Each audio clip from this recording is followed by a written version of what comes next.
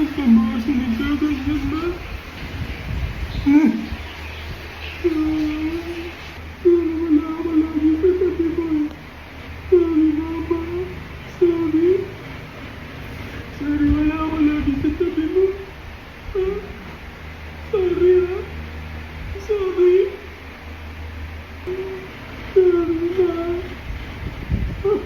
Sorry. Sorry, Mama.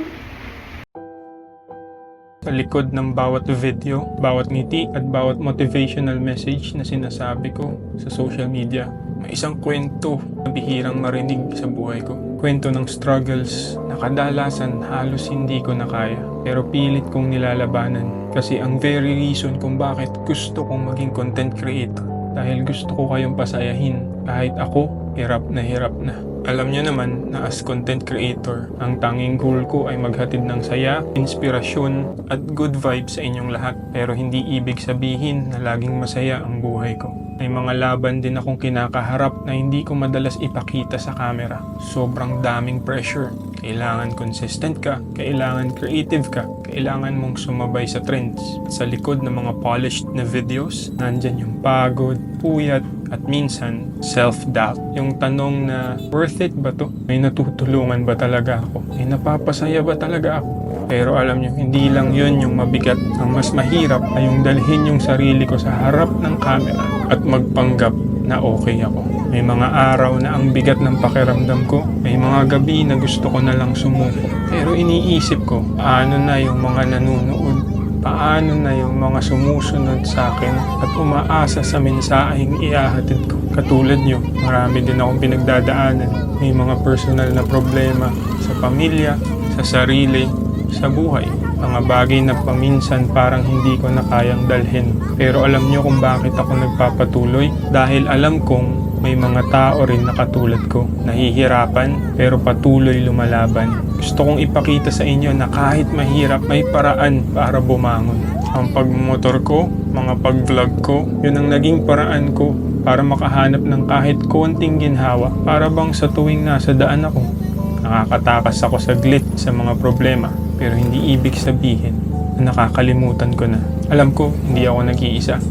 Lahat tayo may kanya-kanyang laban. At gusto ko lang sabihin sa inyo na okay lang mapagod, okay lang malungkot. Ang mahalaga, huwag tayong sumuko. Kasi kahit mahirap, bawat araw na lumalaban tayo ay panalo na rin. Sa mga kapwa content creators dyan, sobrang saludo ako sa inyo.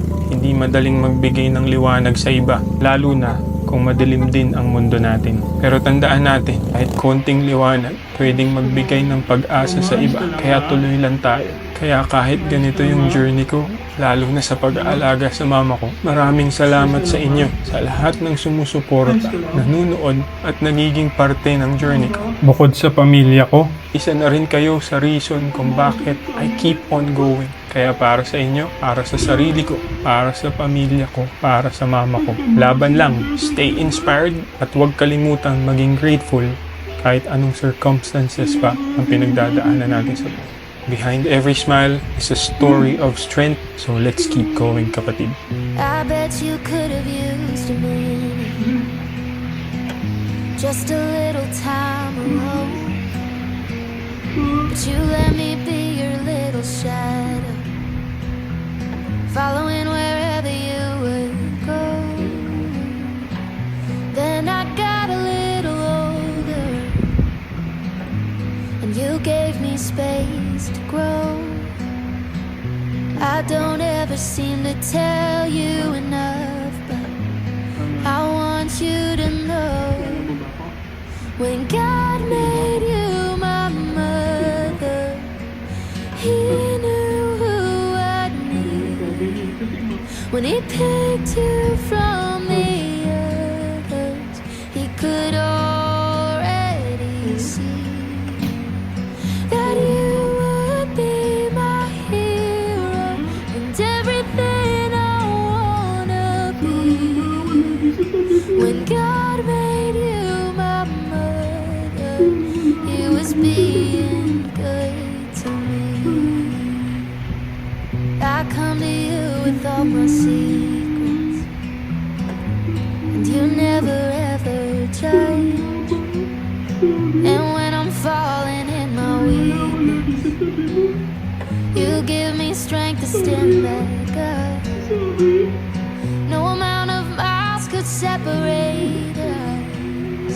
No place where I don't feel your love. You say I'm the gift that heaven gave.